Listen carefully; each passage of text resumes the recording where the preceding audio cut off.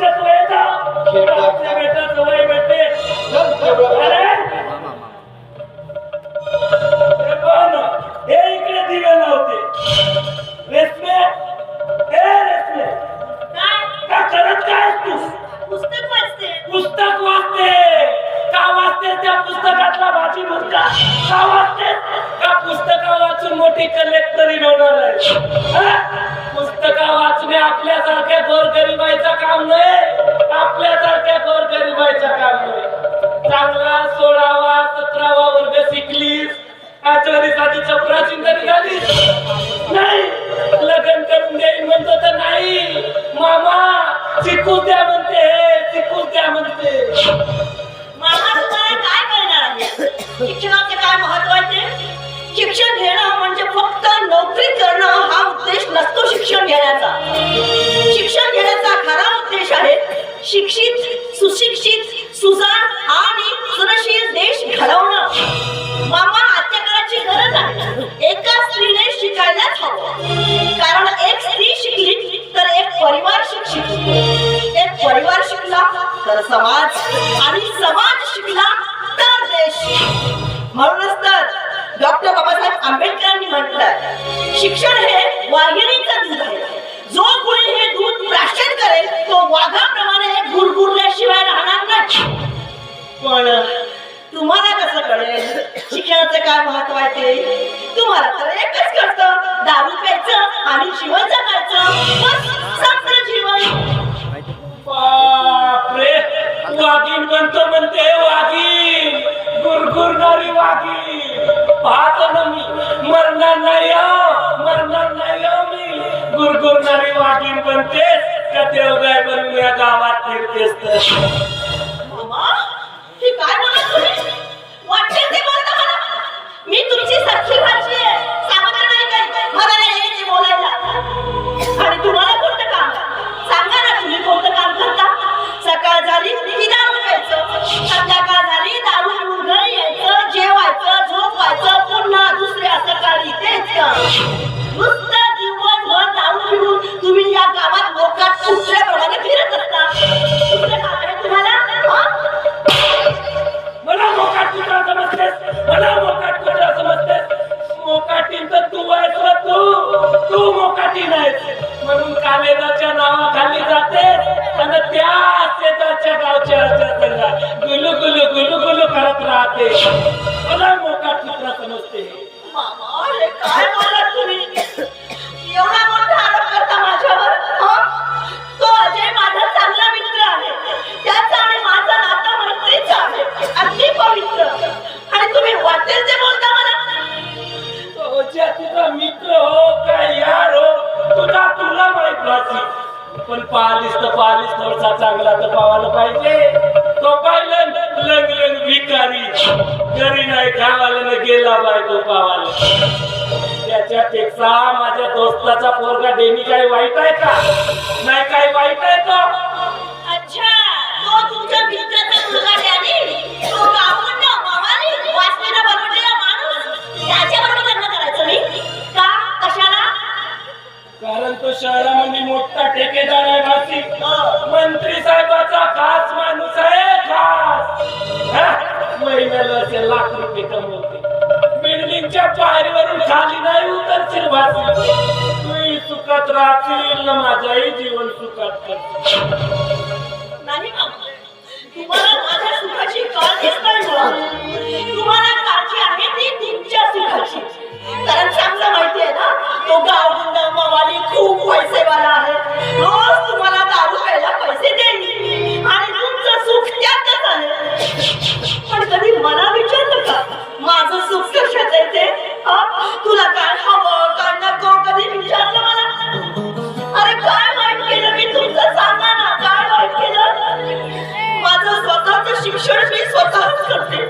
लोकांच्या घरची दोन्ही भांडी करते कालच्या मुळे नेऊन बाजारात विकते या घरातला सगळा खर्च मी एकटी चालवते तुमच्या 2 वेळच्या अन्नाचा प्रश्न मी स्वतः सोडवते तुमच्या अंगावरचे कपडे तुम्ही घातलेत ना ते कपडे सुद्धा मी तुम्हाला घेऊन दिले उन्हाळ्यामध्ये कॉलेजला सुट्ट्या लागतात मी कुठे बाहेर फिरायला सुद्धा जात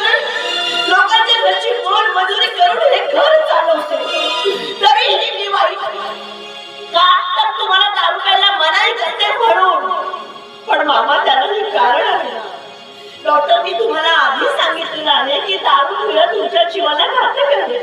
एक दिवस दारूमुळे तुमचा जीव जाऊ शकतो आणि म्हणून मी तुम्हाला दारू प्यायला मनाई करते आणि म्हणून मी वाईट. बरोबर ना? हो, वाईटच आहेस तू, वाईटच आहे, उलटा आहे, अवतसा आहेस तू, अवतसा. काय केलं मी? सांगा बरं, काय केलं मी? कारण तू समावलीस तुझा बाप ऍक्सिडेंट मध्ये गेला. तू जशी जन्माला आलीस ना वासी, तुझी मा मेली. एवढीशी होतीस 5 वर्षाची, आपल्या घरी घेऊन आलो ना आजवरी तुला पोचत वासी. आजवरी तुझी मामी होती, ठीक होता, तुलाही पोचत होती, मलाही पोचत होती. पण आता ते मेली वासी. आता तुझ्या ना माझा कसं होईल म्हणून म्हणतो त्या देवी सोबत. नाही बाबा, मी तुम्हाला या आधी सांगितलं होतं आणि आताही तेच सांगते. लग्नाचं नाव माझ्या पुढे काढू नका. मला लग्न नाही करायचं. माझं तर खूप मोठं स्वप्न आहे. खूप शिकायचं, मोठ्या पदावर पोहोचायचं, एक दिवस एक मोठी अधिकारी बनायचं. आणि कितीही संकट आले, किती दुःख आले, तरी एक दिवस मी माझं स्वप्न नक्की पूर्ण करणार. माझ्या गरिबीला मी माझ्या स्वप्नांच्या आड कधीच येऊ देणार नाही, कधीच नाही. तुम्ही मला साथ नाही देत तर नका देऊ. विधान अभ्यास तरी करू द्या ना. रोज घरी यायचं, दारू प्यायची, बडबड करायची, अशाने माझा अभ्यास होणार आहे का? तुम्ही तुमचं काम करा, मला माझा अभ्यास करू द्या. नुसतीच बडबड बडबड बडबड. ठीक आहे बाई, अधिकारी बनशील त्या दिवशी बनतो, पण आता माझा एक काम कर. हा माझा टिल्लू पूर्ण खतम झाला. 50 रुपये दे बरं बाशी. कशाला पाहिजे 50 रुपये? दारू प्यायला? काही वाटतं का बोलायला? सकाळीच मी तुम्हाला 50 रुपये दिले होते तांदूळ घेऊन या म्हणून. त्याचं काय केलं? दारू घेतली? मामा जरा तरी विचार करा. 2 दिवस झाले मी उपाशी आहे. घरात अन्नाचा एक दाणा नाही आणि तुम्हाला रोज दारू प्यायला पैसे हवे. कुठून देऊ पैसे सांगा? कुठून देऊ पैसे? तू आता पैसे देणार नाही. आता नाही जायचं द्यायचे कुठून? नको देऊ भाषी, नको देऊ, नको देऊ भाषी. तुझ्या जवळ असलेले पैसे नको देऊ, पण तुझ्या जवळ असलेले पैसे मी काढून घेतो ना भाषी. मी काढून घेतो तुझ्या जवळ असलेले पैसे, मी काढून घेतो.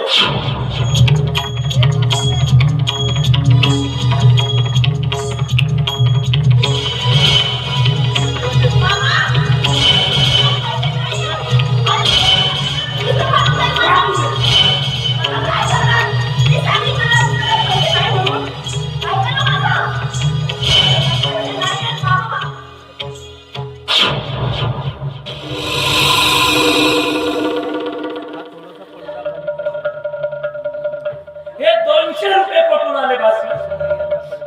घरात तांदूळ नाही, तांदूळ आणायचे होते म्हणून ठेवले. मामा, मी तुझ्या पुढे हात जोडते, पैसे नका देऊ. 2 दिवस झाले मी उपाशी, मला भूक लागली. तुमचं पोट दारूने भरतं, माझं पोट कशाने भरेल सांगा? मी तुझ्या पुढे हात जोडते, मला पैसे नका देऊ. द्या पैसे. हो देतो. द्या ना अरे पैसे. देतो बेटा, देतो. मामा, मला भूक लागली. हो देतो, देतो, देतो माझी लाडाची भाषी, देतो मा, देतो. पैसे पाहिजे, पैसे पाहिजे ना? पैसे द्या. हो देतो, देतो. अरे पैसे पाहिजे, पैसे पाहिजे, पैसे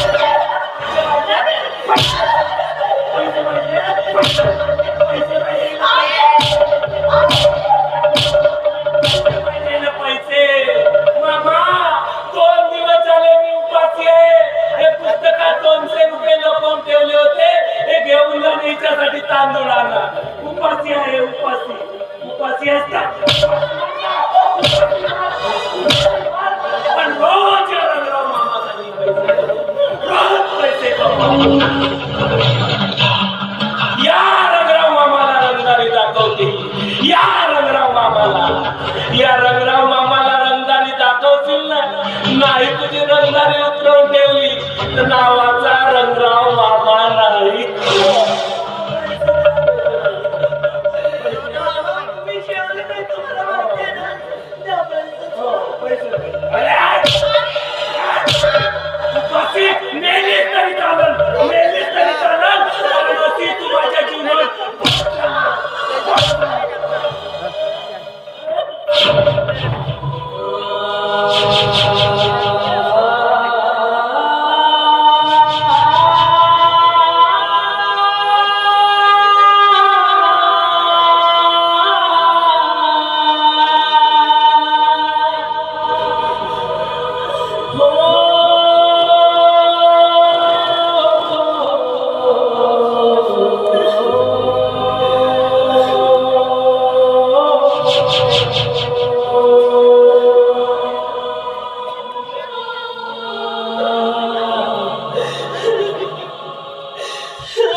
बाबा का सोडून गेलात तुम्ही मला तुमच्या पश्चात या तुमच्या मुलीचं काय होईल याची काळजी नव्हती का तुम्हाला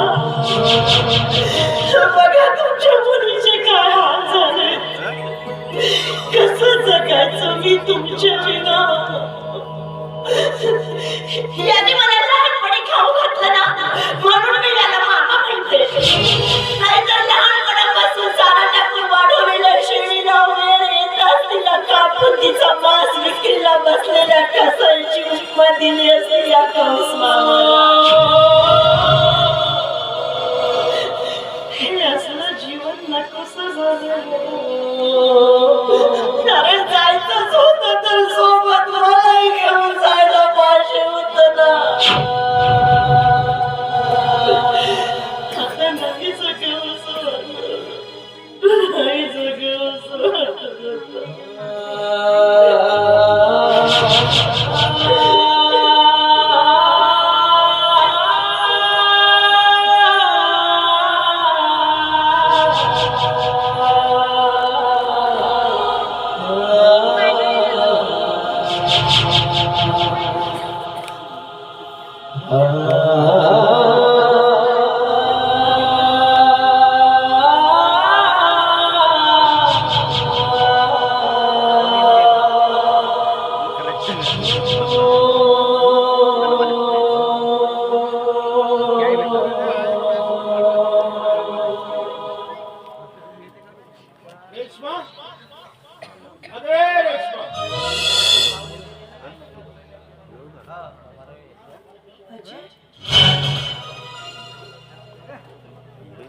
रेश्मा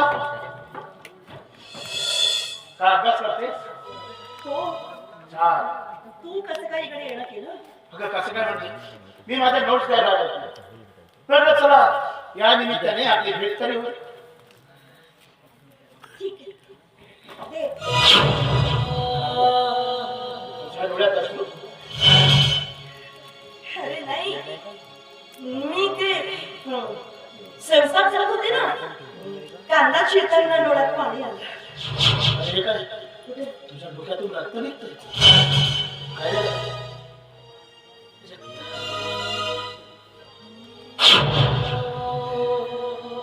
हा फुल नाईट अभ्यास केला झोप झालीच नाही डोळ्यावर जरा झापडच होती ते भिंतीला डोकं आदळलं म्हणून आम्हाला असते जाऊ दे तू पण काय प्रश्न विचारतेस काय झालं कसं झालं तू माहिती ना मी तुझ्याकडचा चहा आणते 10 मिनिटं आलेच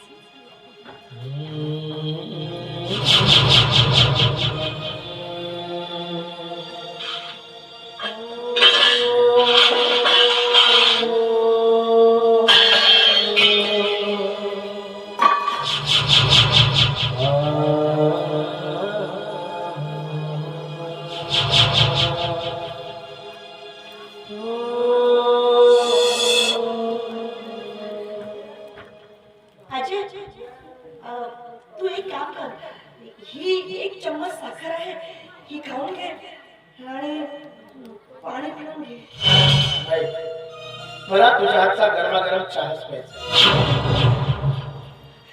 अरे चहा करायला उशीर लागतो की नाही चूल पेटवा त्यावर गंज मांडा त्यात पाणी होता कशाला खोटं बोलतेस खरं खरं सांग ना की चहा बनवण्यासाठी घरामध्ये काहीच नाहीये म्हणून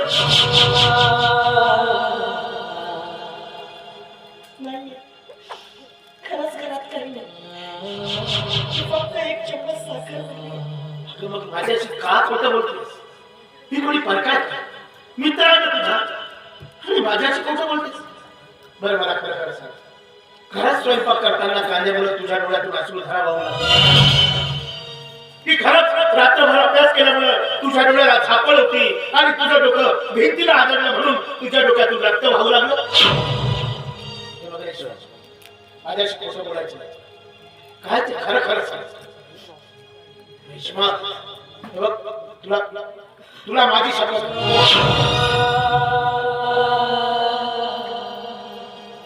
शपथ दिली म्हणून सांगते मी कालपासून जेवली नाही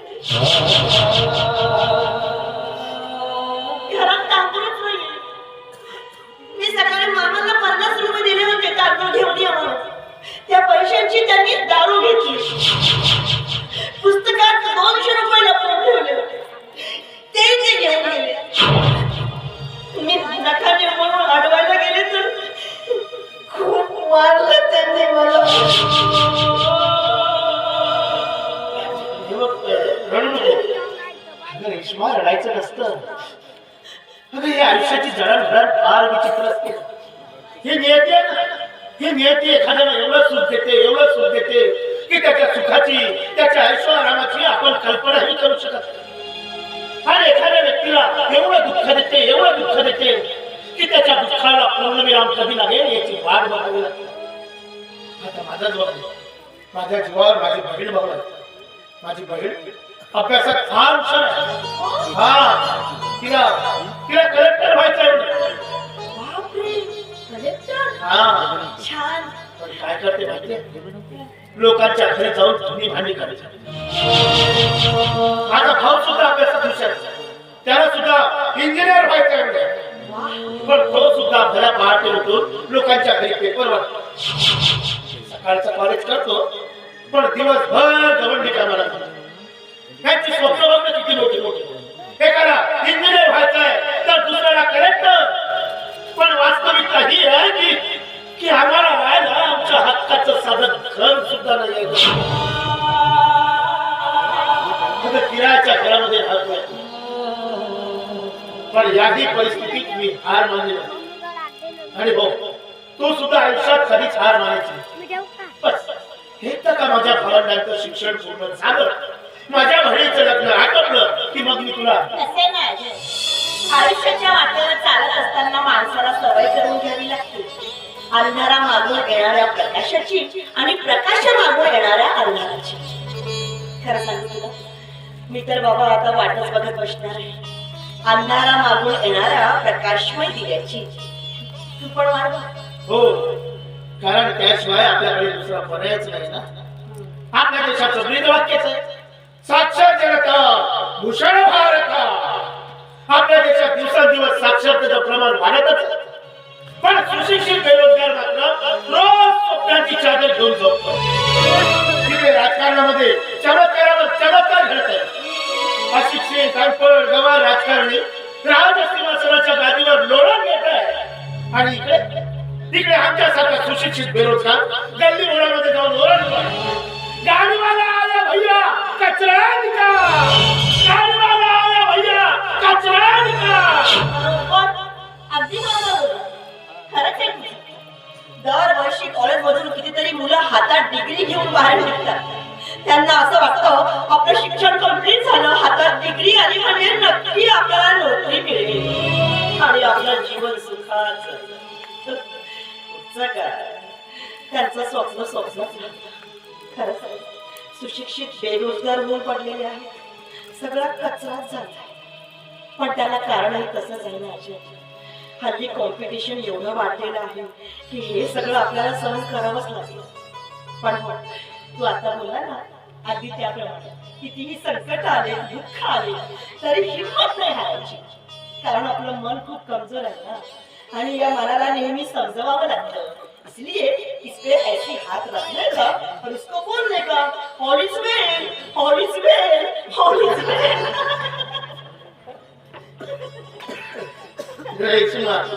परिस्थिती कुठलीही असो, तू मला हसवल्याशिवाय राहत नाही. मग आता मला सांग, नुसतं आयुष्यभर रडत बसणार आहे का? आणि जर का रडतच बसलो तर जीवन कसं जगायचं? काही खरंच आहे का? जीवन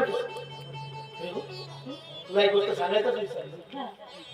मी आता लवकरच शहरात जाणार. शहरात? कशाला? अगं तुला तर माहितच आहे की माझं BSc आता कंप्लीट झालं, आणि तसंही आता या गावच्या रोजचं काही परवडण्यासारखं नाही. म्हणून मी असं विचार केला की शहरामध्ये जायचं, मिळेल तो जॉब करायचा. हो, सोबतच मी स्पर्धा परीक्षांची तयारी सुद्धा करणार. स्पर्धा परीक्षा? हा, याचा अर्थ तू मोठा अधिकारी होशील. अगे नाही, चांगला आहे, चांगला आहे. द्या स्पर्धा परीक्षा द्या आणि मोठे अधिकारी व्हा. मग काय, माझा मित्र मोठा अधिकारी झाला की त्याला बायको तशीच मिळेल, मोठी अधिकारी. अगं रेश्मा, नाही, चांगला आहे. तुला बायको मिळू दे मोठी अधिकारी. पण बरं का, बायको आल्यानंतर या गल्लीतल्या गावांना रेशमाला मात्र विसरून जाऊ नको. अरे कशी असली जरी गरीब असते तरी आई शेवटी तुझी मैत्रीण की नाही? अगं हो, आणि तुला विसरणं कसं शक्य? कारण या संपूर्ण जगामध्ये एकमेव तूच तर आहेस. जी मला माझ्या सुखात दुःखामध्ये नेहमी असवत असतेस. Yes. माझ्या जीवाभावाची एकमेव मैत्रीण. माझे तसेच आहे. तुझ्याशिवाय माझ्या जीवनात कुणीच नसतं. नाही आहे तेवढे बाबा म्हणायला, पण त्यांना काय मी मेली काय जगली काय फरकच पडत नाही. पण तू एकमेव असा आहे त्याच्याकडे मी माझे सगळे प्रॉब्लेम शेअर करू शकते, माझं सुख दुःख वाटून घेऊ शकते, माझं मन मोकळं करू शकते. आताच बघ ना, तू इथे येण्यापूर्वी मी रडत बसले होते. तू आला, मी तुला सगळं काही सांगून टाकलं, माझं मन मोकळं झालं आणि मी हसायला लागले. अशी एक व्यक्ती आपल्या जीवनात असायलाच हवी. त्याच्याकडे आपण आपले सगळे प्रॉब्लेम शेअर करू शकतो, आपलं मन मोकळं करू शकतो. त्याचं नाव आहे मित्र. मग तो मुलगा असो की मुलगी, दोघांचं नातं पवित्र असतं म्हणजे झालं. बघा अगदी बरोबर बोलतेस.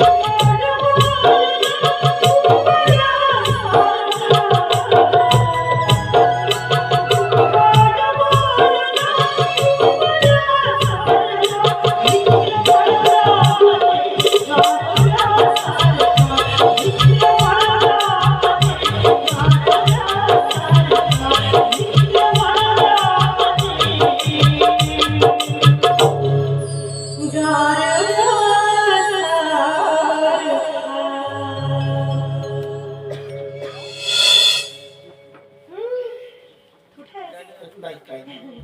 मी काय म्हणते, हे जे नोट्स तू आणले मला समजावून सांग ना please.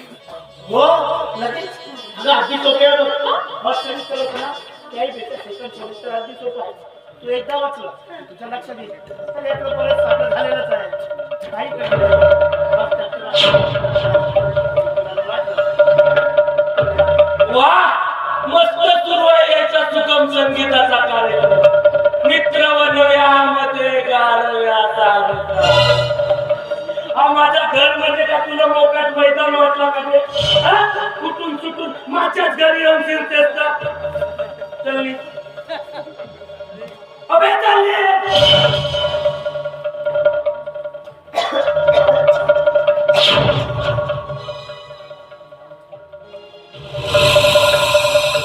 बापा तसं पाहते बेलबे रे बेटा. चालले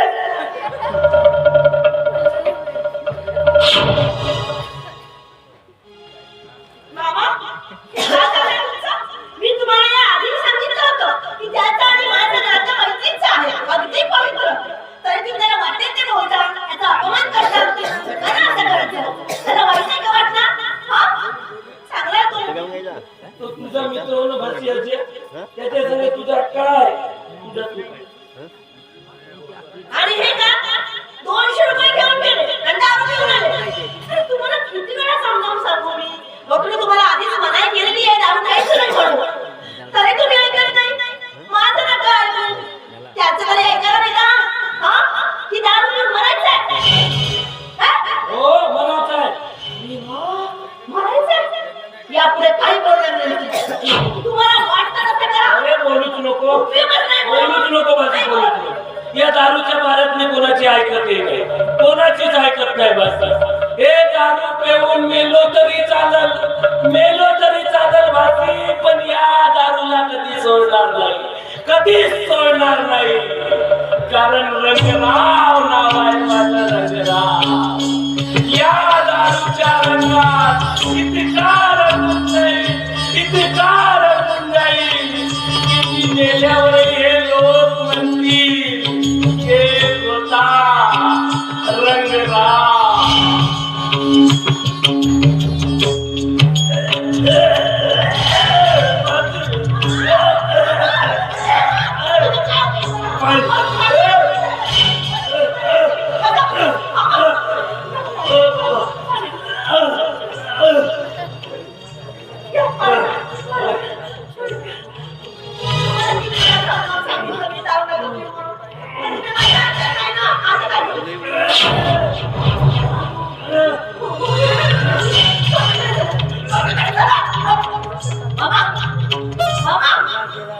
Mama!